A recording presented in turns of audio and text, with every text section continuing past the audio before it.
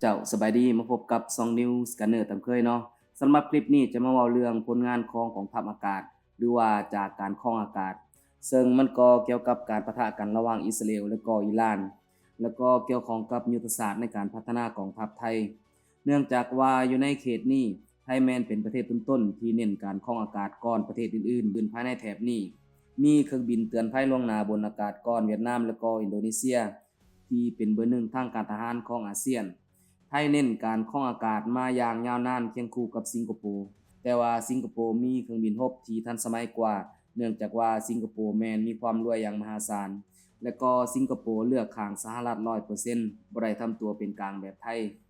สำหรับสงครามที่มันเกิดขึ้นณตอนนี้ระหว่างอิหร่านและอิสราเอลพวกเราจะเห็นได้ว่าทั้งสองแมนใช้ยุทธศาสตร์ที่แตกต่างกันอิสราเอลแมนจะเน้นการครองอากาศโจมตีทางอากาศบ่ว่าจะด้วยเครื่องบินรบและก็ด้วยโดรนแบบต่างๆส่วนอิหร่านจะเน้นไปที่ขีปนาวุธพื้นสู่พื้นพิสัยไกลที่มีพลังทำลายล้างสูงและทางอากาศแมนใช้เพียงโดรนกามิกาเซสำหรับการสร้างความเสียหายขีปนาวุธลูกใหญ่ของอิหร่านก็สามารถสร้างความเสียหายให้อิสราเอลเป็นวงกว้างเช่นเดียวกันเนาะแต่ว่าความแม่นยำและก็ความเด็ดขาดพวกเราจะเห็นได้ว่าผู้ที่ครองอากาศอย่างอิสราเอลแมนทำได้ดีกว่าตึกใดและก็จุดใดที่อิสราเอลต้องการทำลายจะเห็นได้ว่าความขาดเคลื่อนแม่นน้อยที่สุดเนื่องจากว่าการครองอากาศบ่ว่าจะด้วยโดรนหรือว่าด้วยเครื่องบินจะเฮ็ดให้สามารถส่งข้อมูลแบบเรียลไทม์ก็คือเวลาในขณะนั้นจริงนอกจากนี้การครองอากาศยังสามารถยืนยันได้ทันทีว่าเป้าหมายถูกทำลายแท้บ่ซึ่งพวกเราจะเห็นได้ว่าอิสราเอลสามารถถ่ายวิดีโอขณะที่ระบบขีปนาวุธของศัตรูถูกทำลายซึ่งมันมีประโยชน์หลายในการวางแผนล่วงหน้าถ้าว่ายืนยันได้ว่าเป้าหมายถูกทำลายแท้พวกเราก็บ่จะเป็นต้องเสียเวลาบินวนไปซ้ำอีกและจะสามารถประเมินกำลังรบบวกกับเรื่องอื่นๆของฝ่ายตรงกันข้ามได้เป็นอย่างดีสำหรับการโจมตีของอิหร่านก็บ่แม่นว่าบ่มีความแม่นยำเนาะมันก็มีความแม่นยำเช่นเดียวกันเนื่องจากว่าขีปนาวุธลูกใหญ่ตกห่างเป้าหมายเพียง50เมตรก็สามารถทำลายเป้าหมายได้แล้ว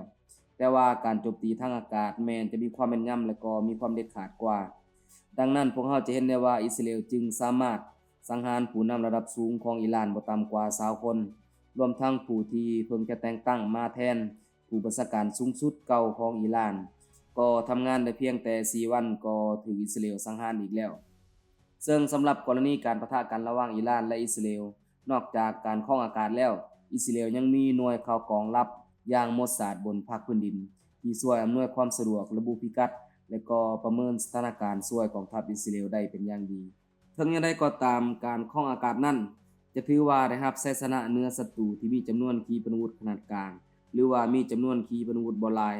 ถ้าว่าฝ่ายตรงกันข้ามมีขีปนาวุธหลายหมื่นลูกถึงว่าจะครองอากาศได้แต่ว่าถ้าบินกลับมาบ้านก็อาจจะบ่เหลือสนามบินให้ลงจอดหรือว่าบ่เหลือบ้านอาคารให้อยู่แล้วก็อาจจะเป็นไปได้เนาะสำหรับกองทัพไทยการพัฒนากองทัพเพื่อการครองอากาศแม่นถือว่าเห็นได้อย่างชัดเจนเนาะมีการจัดหาและก็ซื้ออากาศยานอย่างเป็นระบบเป็นขั้นเป็นตอนบ่กระโดดขั้นไปมาเหมือนกับกองทัพของหลายๆประเทศในแถบนี้ระบบโครงสร้างของไทยแม่นถือว่าอยู่ในระดับเดียวกันของอิสราเอลเลยก็ว่าได้เนาะในการโจมตีของอิสราเอลนั้นแม่นมีอากาศยานประกอบส่วนอยู่หลายอย่างซึ่งคล้ายกับโครงประกอบของไทยเช่นนอกจากข้อมูลเบื้องต้นจากโมซาดแล้วมันยังเป็นที่แน่นอนอยู่แล้วว่าอิสราเอลใช้ดาวเทียมทางการทหารและโดรนสอดแนมที่มีชื่อเสียงในการลบหลีกเรดาร์อันดับต้นๆของโลกอย่างโดรน Heron TP หรือว่า Hermes 900ที่อิสราเอลส่งไปหลายลำได้ข่าวมาว่าอิหร่านยิงตกไปเพียง1ลำโดรนจำพวกนี้มันสามารถลบหลีกการกวดจับด้วยเรดาร์ของฝ่ายตรงกันข้ามได้ดีที่ถึงแม้นว่าจะบ่ได้ 100%แต่ว่าสถิติถือว่าค่อนข้างดีเนาะซึ่งทางไทยก็มีดาวเทียมทางการทหารและมีโดรนสอดแนมหาข่าวกรองที่ถือว่าเป็นระบบทำงานคล้ายกับของอิสราเอลเนาะดาวเทียมทางการทหารของไทยอย่างพวกตระกูลนภาแม้นสามารถถ่ายภาพหลายแถบซีได้สามารถถ่ายภาพเป้าหมายของศัตรูได้แม้แต่พรางตัวอยู่ใต้พุ่มไม้หรือว่าต้นไม้ต่างๆถึงแม้นว่าพวกมันบ่สามารถอัปเดตภาพแบบเรียลไทม์ได้เนื่องจากว่าดาวเทียมแบบนี้จะผ่านไทยประมาณ4ครั้งต่อ1วันก็คือกลางวัน2ครั้งและก็กลางคืน2ครั้ง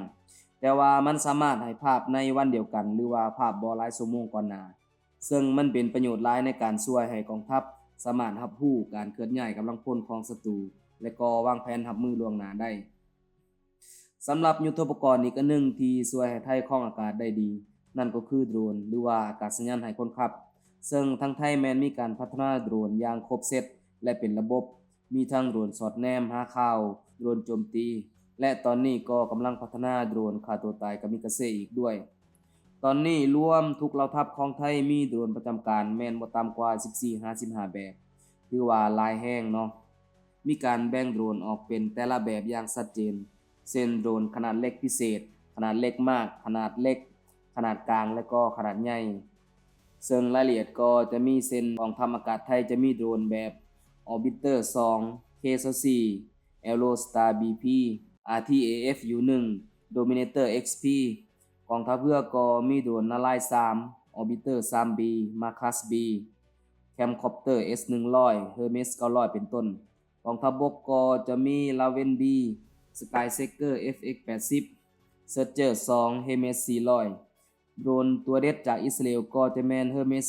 450และก็ Hermes 900ซึ่งโดรนของอิสราเอลถือว่าใช้งานในสนามรบจริงมาค่อนข้างหลายถือว่ามีความเชื่อถือได้โดยเฉพาะในความล่องหนนอกจากนี้ไทยยังได้ผลิตโดรนโจมตีเองอีกด้วยอย่างโดรน RTAF U1M และก็โดรน DP20 แล้วก็กำลังพัฒนาโดรนกามิกาเซเองดังที่ข้าพเจ้าได้กล่าวไปก่อนหน้าแล้วซึ่งถือว่าโดรนของไทยแมนค่อนข้างครบสุดและก็ส่งเสริมภารกิจการครองอากาศได้อย่างเต็มที่หลังจากมีดาวเทียมแล้วก็มีโดรนแล้วสิ่งที่ขาดบ่ได้ในการครองอากาศอีกอันหนึ่งนั่นก็คือเครื่องบินขับไล่ซึ่งปัจจุบันทางไทยมีเครื่องบินขับไล่ตัวหลักที่มีจำนวนหลายกว่าหมู่ก็น่าจะแม่น F16 ที่ในเบื้องต้นมีประมาณ50ลำแต่ว่าตอนนี้หลายคนกล่าวว่าน่าจะยังประจำการเต็มรูปแบบได้ประมาณ30กว่าลำต่อมาก็จะแม่นเครื่องบินยัส39 Gripen ที่มีจำนวน11ลำและตอนนี้แม่นกำลังจะสรุปสัญญา Gripen EF รุ่นทันสมัยล่าสุดและมันจะเป็นเครื่องบินที่ทันสมัยที่สุดในกองทัพไทยถึงแม้นว่ารูปร่างภายนอกจะบ่แม่นเครื่องบินล่องหนยุคที่5แต่ว่าระบบอิเล็กทรอนิกส์วอร์แฟร์ทางด้านในแม่นมีความล่องหนได้ดีกดจับได้ยากตามผู้เชี่ยวชาญหลายคนได้กล่าวไว้นอกจากนี้ห้องลงมาก็จะแม่น F5 ที่อัปเกรดใหม่และก็ยังมี T50 ที่กำลังอัปเกรดระบบอิเล็กทรอนิกส์เหมือนกันและยังมีเครื่องบิน Alpha Jet เหล่านี้เป็นต้นเนาะนอกจากนี้ทางไทยยังได้จัดหาเครื่องบินเตือนภัยล่วงหน้าแบบ SAP 340ที่เป็นอีกหนึ่งตัวสำคัญในการช่วยครองอากาศเนื่องจากว่ามันมีเรดาร์ที่กดจับได้ไกล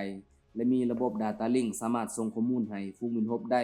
โดยที่ฝูงบินรบบ่จะเป็นต้องเปิดเรดาร์ของตนซึ่งสามารถลดพรการกดจับจากศัตรูได้และอีกอย่างยังได้ข่าวมาว่าในการจัดซื้อ Gripen EF ทางไทยต้องการอัปเกรด SAP 340ให้สามารถควบคุมและสั่งการได้อีกด้วยเนื่องจากว่า SAP 40ปัจจุบันแม้นสามารถส่งข้อมูลสิ่งที่ตนเองเห็นให้ฝูงบินและศูนย์บัญชาการได้เท่านั้นบ่สามารถช่วยวางแผนและก็สั่งการฝูงบินรบได้อีกอย่างหนึ่งก็คือปัจจุบันนี้ทางไทยกำลังจัดหาเครื่องบินเติมเชื้อเพลิงทางอากาศที่จะเป็นอีกสิ่งหนึ่งที่คอยเสริมการครองอากาศให้ของทัพไทยซึ่งโดยรวมแล้วทางไทยจะมีทั้งเครื่องบินเติมน้ำมันทางอากาศดาวเทียมทางการทหารโดรนในทุกรูปแบบและก็เครื่องบินขับไล่โดยมันเป็นองค์ประกอบเดียวกันเลยกับสิ่งที่อิสราเอลนำใช้ในการโจมตีอิหร่านที่เฮ็ดให้มีความแม่นยำสูงและเด็ดขาดบวกกับการสนับสนุนจากองค์กรโมซาดขอขอบใจ